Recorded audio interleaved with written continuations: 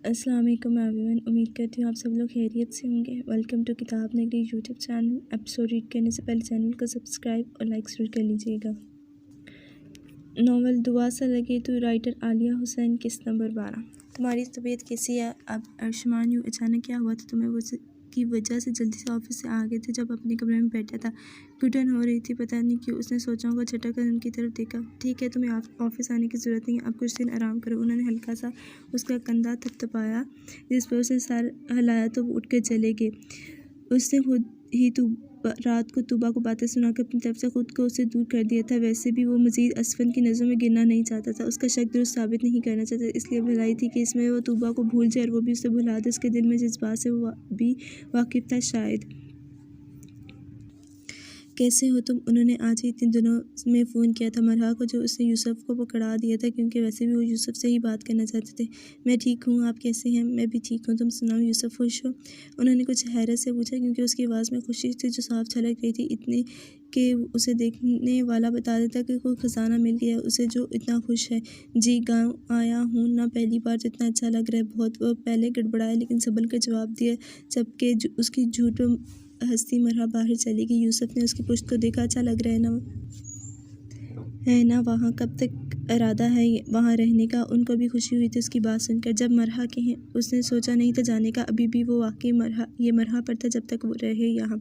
देखो यूसुफ, तुम अब खुद लो अपने फैसले, ठीक है? जब तक तुम्हारा दिल चाहे वहाँ रहो। अब तुम्हें लगे अब घर जाना है तो वापस तो चले जाओ। मैं चाहता हूँ मेरा बेटा अपनी मर्ज़ी करे।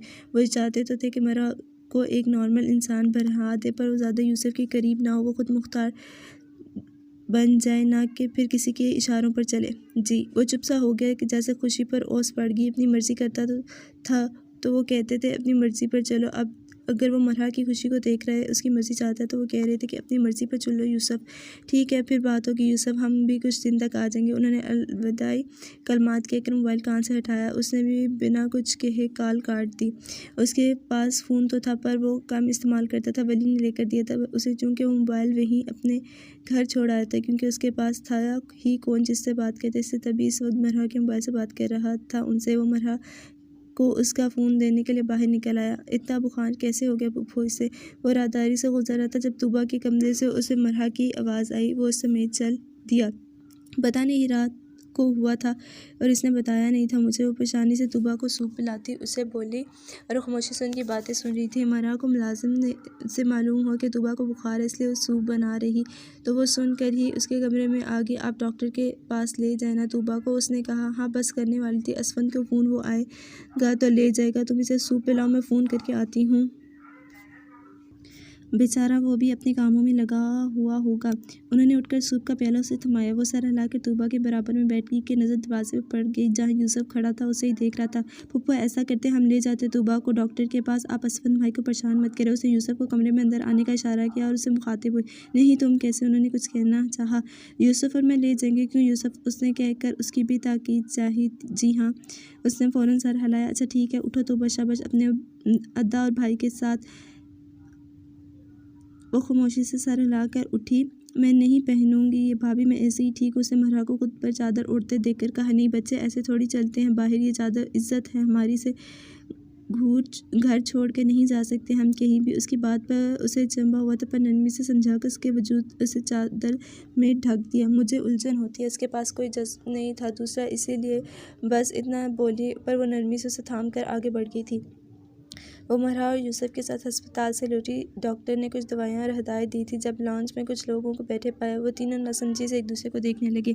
आगे तुम लोग मरहा तूबा को कमरे में ले जाओ। इसके नईमा की नज़र उन पर पड़ी तो उनके करीब आकर कहा। जी। वो तूबा को साथ लिए आगे बढ़ी। तुम कहाँ? तुम यहीं बैठो चाचू के साथ। अपने पीछे यूसुफ को आते देखकर उसने आंखें निकाली, पर उसने एहतजाज करना चाहा। मेहमानों के साथ बैठना उसे अजीब लग रहा था। जाओ बैठो। अपने अल्फाजों पर जोर देकर उसे घूरी दी कर वो तूबा को साथ लिए अंदर चली गई। वो मुंह बनाता उसकी पूछ देखता रह गया। जब आज़र ने उसे अपने पास बुलाया तो वह सर हिलाता उनके पास जा बैठा। चौकीदार ने गेट खोला, लेकिन उसने गाड़ी वहीं पर गेट पर बाहर रोक दी और ख़ुद बाहर निकला। सलाम साहब। चौकीदार ने देखकर ही उसे सलाम किया, जिसका जवाब उसने सर के इशारे से दिया और अंदर दाखिल हो गया। अरसा कहाँ है? लाउंज में 2-3 मुलाजमा थी जो इधर से उधर फिर रही थी, जिनसे उसने पूछा। वो सो रही हैं, अपने कमरे में हैं, मुलाजमा ने कहा तो उसने समझने वाले अंदाज में सर हिलाया। उसे याद आया आज तो इतवार है, तो अब मैडम अभी तक सो रही थी, शाम हो गई थी, अब तो आप बुला लें उसे। वो वहीं खड़ा बोला। उसकी बात सुनकर मुलाजमा घबरा गई। अरसा के गुस्से से वाकिफ जो थी, जाएं बुला लेना उसे। वो वहीं जमा खड़ा देखकर वो फिर बोला, वो सो रही हैं, गुस्सा करेंगी, उसने घबरा कर कहा। उसके डर को समझकर उसने गहरी सांस भरी। उसे नींद से जगाओ, कहो के ना असवंत बुला रहा है, नीचे आओ और आपको कुछ नहीं कहेगी, उसने नरमी से कहा। उसके इतने पुरएतमाद लहजे पर ना चाहते वह भी यकीन करती उसे उठाने चली गई। ठक ठक ठक ठक 3-4 बार दरवाजे पर होती दस्तक पर उसने करवट ली। कौन है? मैंने कहा था ना कोई मुझे डिस्टर्ब मत करना। देख नहीं रहा सो रही हूँ। दरवाजे की दस्तक पर उसकी नींद में खलल पड़ा था, जिस पर वो गुस्सा हुई थी। असफंद साहब आपको बुला रहे हैं मैडम।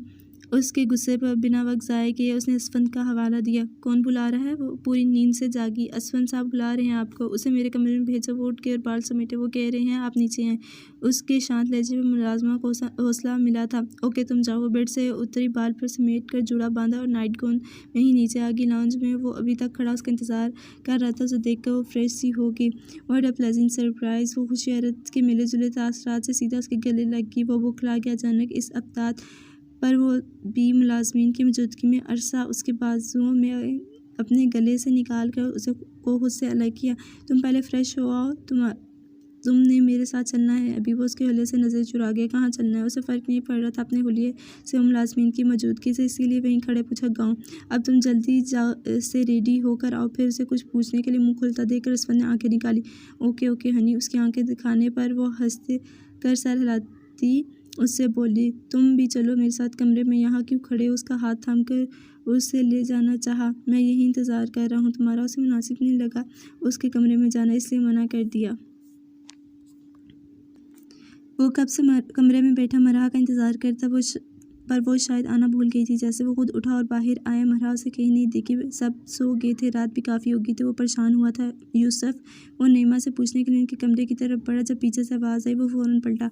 आप कहाँ थी? मैं कब से ढूंढ रहा था आपको। वो मरहा को देखता फिक्रमंदी से कहता। उसके करीब आया। मैं तूबा के कमरे में ठहरी हूँ, उसे बुखार था। अभी भी फूफा परेशान थी तो मैंने उन्हें कहा कि मैं रुकती हूँ तूबा के पास, वरना उसका बुखार देख कर मज़ीद परेशान हो जाती। उसके हाथ में खाली जग था, वो बनने जा रही थी। आप हमारे कमरे में चलें, मेरे साथ सोएंगी आप? मुझे नींद नहीं आएगी आपके बिना। वो उसकी बात पर नाराज़ होता, उसका हाथ पकड़कर उसे अपने साथ कमरे में ले जाना चाहा। उसके सादा से जुमले पर भी वो सुर्ख हो गई थी। अच्छा नहीं लगता ना फुफ्फो से मैंने कहा था कि मैं तूबा के पास हूँ, अब मैं कैसे? उसने अपना हाथ उसे अलग किया। उन्हें मैं कह दूँगा आप मेरे साथ चलें हमारे कमरे में, ये दें मुझे। वो बाज़ी था अपनी बात पर खाली जग उसके हाथ से लिया। वो किसी तौर पर भी तूबा के कमरे में उसे नहीं सोने देना चाहता था। उससे आदत हो गई थी मरहा की। यूसुफ तुम कब से ज़िद्दी बन गए हो? परे हटो और जाकर सो जाओ। आज मैं तूबा के पास ही रुकूंगी। उसने मुझसे गुस्से से कहकर उसके हाथ से जग वापस ले लिया। आप ज़िद क्यों कर रही हैं? वो खफा सा बोलता। उसे अपने साथ लिए नीचे की तरफ बढ़ा। आप कहाँ ले जा रहे हो? उसे नीचे की तरफ जाते देख कर उसने जुम्बे से पूछा, पर वो कुछ कहे बिना उसे किचन में ले आया। उसके हाथ से जग लेकर स्लेब पर रखा और फिर से पानी की बोतल निकालकर जग में अंडेली। उसके अंदाज और फुर्ती से कहीं भी नहीं लग रहा था कोई काम एक हाथ से कर रहा है, ना उसकी कमी जाहिर हो रही थी। बोतल वहीं स्लेब पर रखकर पानी से भरा जग उसके हाथ में थमा कर वापस उसे लिए ऊपर की तरफ चल दिया। तूबा के दरवाजे पर वो रुके थे। मरहा उसकी सारी कार्रवाई दिलचस्पी से देख रही थी। ये रख कर आए जाकर कमरे में। वो उसे कमरे में अंदर जाने का इशारा करता बोला, मतलब वो उसे वहाँ रुकना नहीं देगा। पर वो मुस्कुराई थी। इस वक्त टूट कर से प्यार आया था यूसुफ पर। जग तूबा के कमरे में रख कर एक नज़र से देख कर वो वापस बाहर आए। वो वहीं खड़ा था। चलो। उसका हाथ पकड़ के उसके कमरे की तरफ बढ़ी। सुबह हम वापस चलें अपने घर। वो दोनों कमरे में दाखिल हुआ। जब मरहा ने पूछा उससे क्यों, उसके सवाल के बदले उसने फ़ौरन सवाल किया था, बस बहुत रह लिए यहाँ, 1 हफ़्ता तो हो गया है। वो दरवाज़ा बंद करती वापस उसकी तरफ पलटी। थोड़ा मज़ीद रह लेते हैं यहाँ। वो उसे देखते बोला। उसे डर था वो वापस घर जाकर उसे छोड़ जाएगी, अपना वादा पूरी करेगी। नहीं अब हम वापस चलते हैं, सुबह चलेंगे। हम ठीक हैं। शाल उसके कंधे से उतार कर सोफे पर रखते से ही बोली, तुमने चेंज करना है? उसने इशारे से पूछा। नहीं। वो सटपटाया। फिर बुत क्यों बन गए हो? सोना नहीं है क्या? वो उसे वहीं जमा खड़ा देखकर चोट करती बेड की तरफ पड़ी। वो झंप गया। दोनों बेड पर लेट के पर फासले पर मरहा ने लाइट बंद कर दी तो कमरे में अंधेरा छा गया। वो खामोश थी। यूसुफ कुछ मजीद लम्हे खामोशी के गुजरे तो मरहा ने सबकारा जी।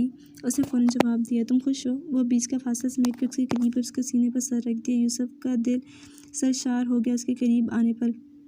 जी आपके साथ खुश हूँ मैं। अगर आप यूँ ही मेरे साथ हमेशा रहेंगी तो मैं भी हमेशा खुश रहूँगा। उसकी बात और सादगी में मरहा ने सर उठा के उसकी तरफ देखा। अंधेरे में उसके इतनी करीब होने पर मरहा को उसका चेहरा साफ नजर आ रहा था। मैं हमेशा तुम्हारे साथ हूँ। थोड़ा ऊपर हुई, उसकी पेशानी पर होंठ रखे। उसके लम्स पर यूसुफ ने परसकूनी से आंखें मोदी और उसका हाथ बेसाख्ता मरहा की कमर पर गया। उसकी पेशानी से उसकी अपनी पेशानी टिका दी और मोहब्बत से उसे देखने लगी।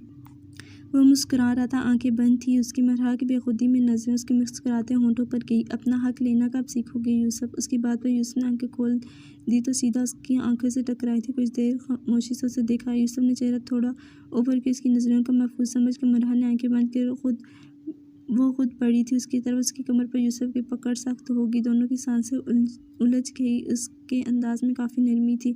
मरहा की सांस मजीद उलझी तो वो पीछे होगी पर यूसुफ ने उसकी ये कोशिश नाकाम बना दी और उस पर झुक गया। बाजा अब्बा अपने लम्स छोड़ता और शिद्दतों पर उतर आया। वो अपना हक ले रहा था। उसने मरहा मुस्कुराई। जहाँ उसने आज ये कोशिश की थी अपने हक को लेने की, वो दिन भी दूर नहीं था जब एक बाएतमाद शख्स बनकर हक कदम पर उससे आगे होगा। उसने रोका नहीं था। कमरे में गुप अंधेरा था। बेड पर कंबल में कवर वो बैठी मीठी नींद सो रहा था। जब फ़ोन बजने की आवाज़ ने उसकी नींद में खलल डाला तो फ़ौरन उठ गया। वो 2 बज रहे थे रात के और इस वक्त फ़ोन। हेलो, क्या हुआ अरसा, तुम ठीक हो? उसने काफ़ी फिक्रमंदी से फ़ौरन यस का बटन दबाकर फ़ोन कान से लगाया। मुझे नींद नहीं आ रही असफ़ी, मुझे यहाँ तुम क्यों लाए हो? आगे से उसकी झुंझलाई हुई आवाज़ आई। असफन रात में उसके साथ हवेली में लाया था। इन लोगों ने रास्ते में अरसा की फरमाइश पर बाहर रात का खाना खाया तो आते आते इन्हें रात हो गई थी। असफन उसने उसे कमरे में छोड़कर फिर तूबा के पास जाकर कुछ देर बैठा। इसकी तबीयत ख़राब थी। उसे नईमा से मालूम हुआ था। उसकी लाइब्रेरी पर उसे समझा था। उसके माथे पर बोसा देकर वो उठ के आया, थक गया था इसलिए बिस्तर पर लेटते ही उसे नींद आ गई थी। अब जाकर अरसा की कॉल ने रात के 2 बजे उसकी नींद ख़राब कर दी थी। तुमने पूछने के लिए फ़ोन किया है अरसा? मैं सो रहा था, तुम भी सो जा। अच्छी खासी नींद ख़राब कर दी तुमने मेरी। उसे सदमा लगा। अरसा की बात पर आते वक्त वो उसे यही एक बात पूछ कर उसका दिमाग ख़राब कर चुकी थी और अब नींद भी। और जो मेरी नींद ख़राब की है तुमने यहाँ लाकर, मैं जा रही हूँ अपने घर। कल आ जाऊँगी वापस। यहाँ नींद नहीं आ रही मुझे यहाँ तो। वो दरस्त हुई। उसकी झुंझलाहट बड़ी आवाज़ सुनकर। पागल मत बनो अरसा, तुम कहीं नहीं जाओगी। सो जाओ। अब सारी ज़िंदगी तुमने यहीं रहना है। अब से ही आदत डालो। सारी ज़िंदगी मुझसे एक रात यहाँ गुजारना मुश्किल है। तुम सारी ज़िंदगी की बात कह रहे हो। इस बात पर अरसा ने मुँह बिगाड़ा। इसीलिए कह रहा हूँ आदत डालो और अब सो जाओ। फिलहाल उसे नींद आ रही थी इसीलिए उसे भी सोने का कहकर फ़ोन काटना चाहता था ताकि वो भी सो जाए। नहीं, मुझे नहीं आ रही नींद, मैं तुम्हारे कमरे में आ जाऊँ। अरसा सो जाओ यार। उसे हैरत नहीं हुई थी उसकी बात सुनकर। वो जानता था वो आज़ाद ख्याल थी या आम थी उसके लिए पर असफन के लिए नहीं। ये बात बाद में समझाने का सोचता नरमी से बोला, फिर बातें करो, मुझसे नींद नहीं आ रही मुझे। सो जाओ अरसा। अली वो जिंच हुआ इसलिए कहते साथ ही कॉल काट दी। असफन उसने कुछ कहने के लिए मुंह खोला था कि उसने कॉल काट दी। असफन उसका दिल दुखा था उसकी हरकत पर, इसलिए गुस्से से मोबाइल बेड पर फेंक दिया। उसने असफन की बेरुखी और नज़रअंदाज बर्दाश्त नहीं होती थी। मरहा मेरी शॉल दे दें। वो बालों में ब्रश फिरता से मुखातिब हुआ। बैग में कपड़े रह गई थी। दोनों वापस जा रहे थे वली हाउस। अभी तक वली और नैना नहीं आए थे। वापस हाँ देती हूँ। वो वहीं कपड़े छोड़कर बेड से उसकी शॉल उठाकर उसकी तरफ बढ़ी। मरहा बागौर उसे देखा।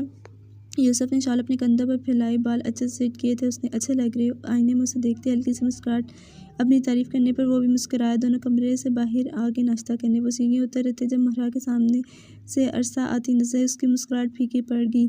आप सुन रही हैं? वो जो उसे कुछ कह रहा था उसकी तवज्जो न देखकर अपनी तरफ उसका हल्का सा कंधा हिलाया। हाँ सुन रही हूँ।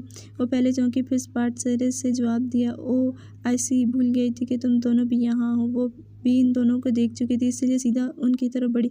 कब तक वैसे यहाँ रहने का इरादा है तुम दोनों का? उसने दोनों को देखकर आम से अंदाज में पूछा। मरहा ने चौर नज़र से यूसुफ को देखा। वो भी अचानक इसकी आमद पर अरसा को ही देख रहा था पर हैरानगी से। वो यहाँ क्यों है? पर मरहा को उसका ये देखना भी नागवार गुजरा था। यूसुफ चलो। वो बिना उसके जवाब दिए वो यूसुफ से मुखातिब हुई। आप कब आए यहाँ? अपनी हैरत में वो अरसा से पूछा बैठा, क्योंकि उसे मालूम था वो तो पसंद ही नहीं करती हवेली वालों को। फिर क्यों आई थी यहाँ? रात आई थी। उसने भी जवाब दे दिया उसकी बात का। जब अपनी बात नज़रअंदाज किए जाना मरहा को गुस्सा दिलाया गया। मैंने कहा था चलो, मरहा ने लफ्ज़ चबा चबा कर उससे कहा। जी।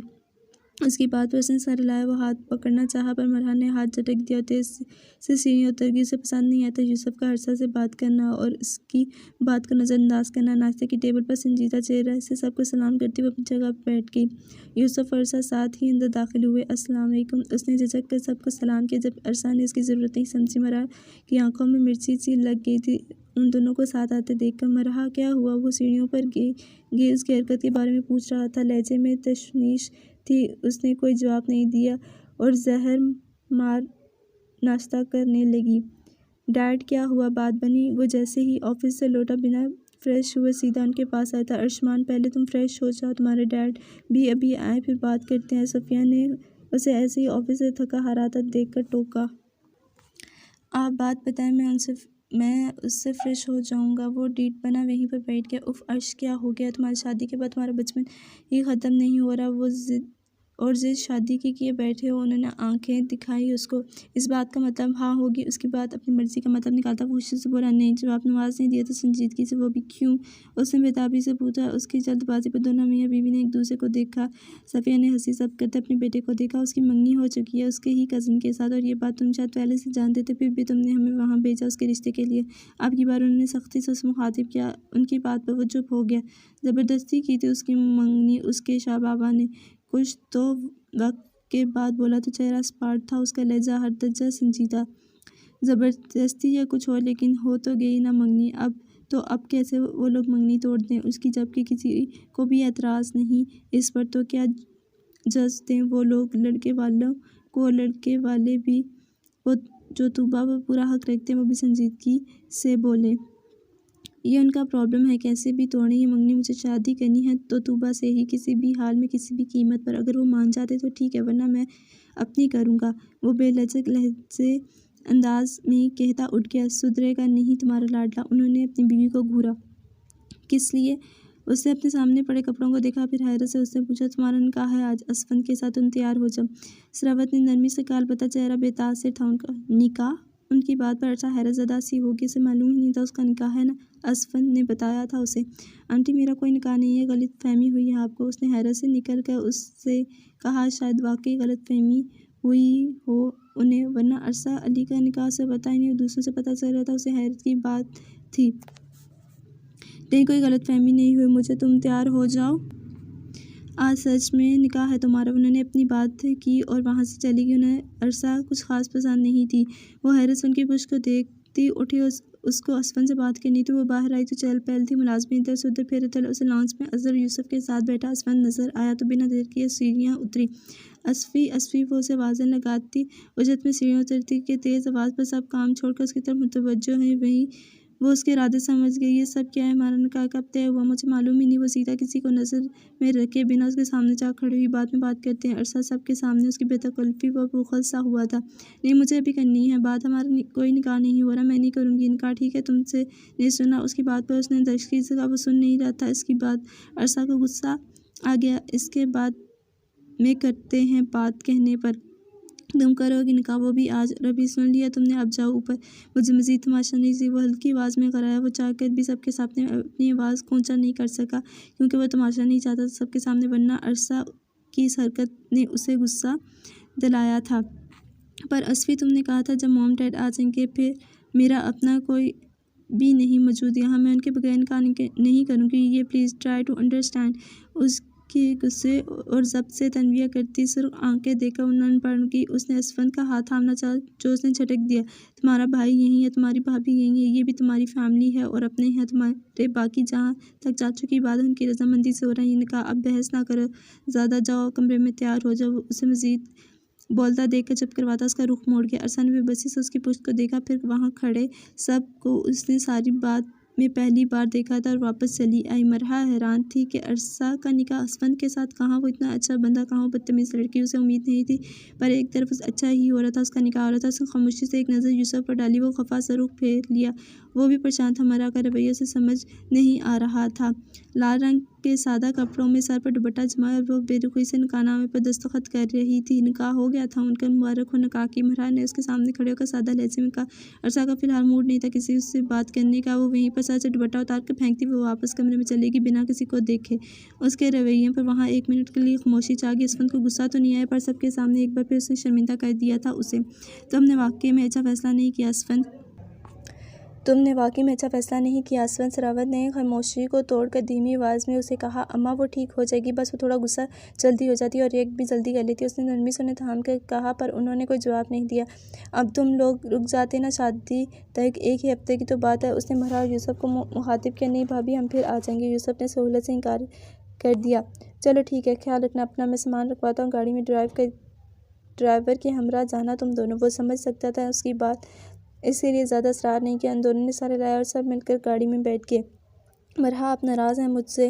गाड़ी में खामोशी थी, पर उसे मरहा की चुप्पी बर्दाश्त नहीं हो रही थी। हाँ, उसने बिना किसी हेल ओ हब्बत के सर हाँ में हिलाया।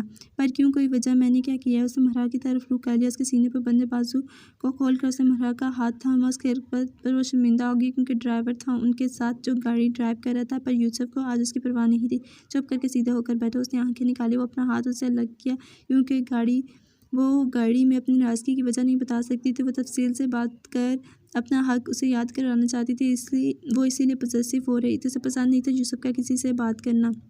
नहीं, यूसुफ ने उसकी बात की नफ़ी कर दी। उसके हाथ पर पकड़ मजबूत कर दी। मरहा ने रुख फेर लिया उससे, जबकि वो यूं ही बैठा सारे रास्ते से देखता रहा, जिस पर मरहा की धड़कनें मुंतशिर थी। उसकी नज़रों की तपिश पर ज़ुबान पर फक्कर लगे। वो चेहरे पर कोई तासुर दिए बिना बैठी रही।